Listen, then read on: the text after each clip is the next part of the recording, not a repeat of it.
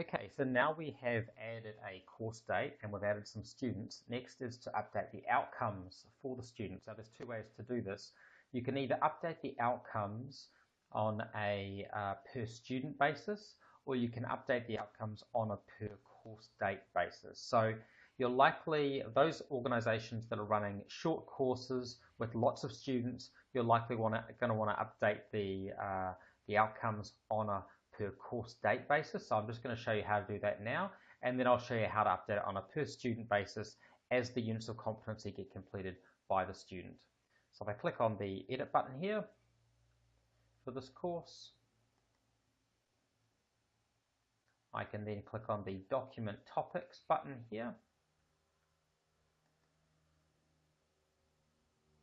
Now I've got the option to select a course topic, which I'll do so.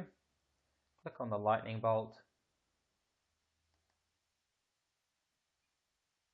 I can select a particular unit of competency. I have to click on the filter button down the bottom here. Now this displays all of the information for each student. So you may find that a lot of this information is not required. For example, many training providers who don't do funded training or state-based reporting do not have those fields. They just have the field that's outlined in blue there, the outcome identifier national. Now having an outcome identifier national selected means that that activity will be reported on. So if I click on the button there and click on Achieve Pass, I can move to the next student and choose Competency Achieve Pass.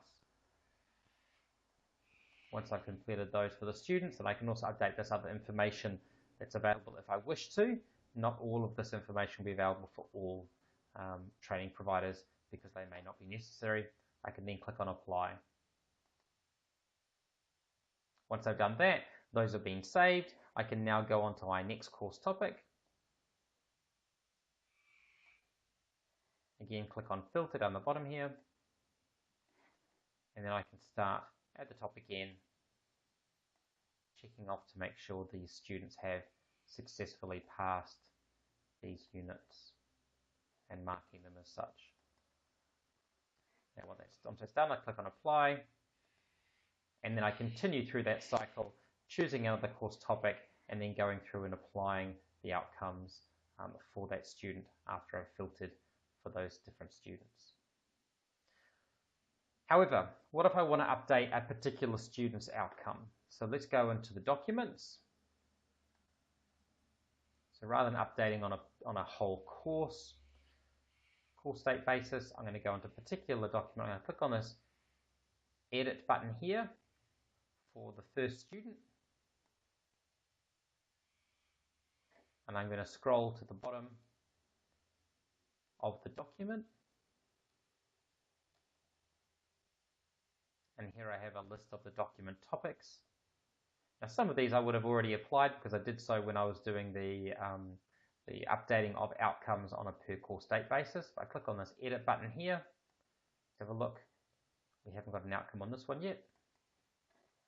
Achieve Pass. Save.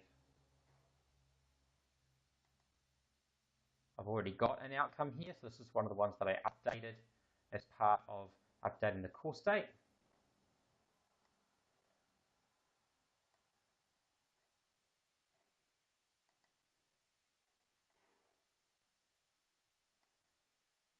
And I can go through there and I can update all the units of competency as I need to. And then I click on Save, and that saves those changes.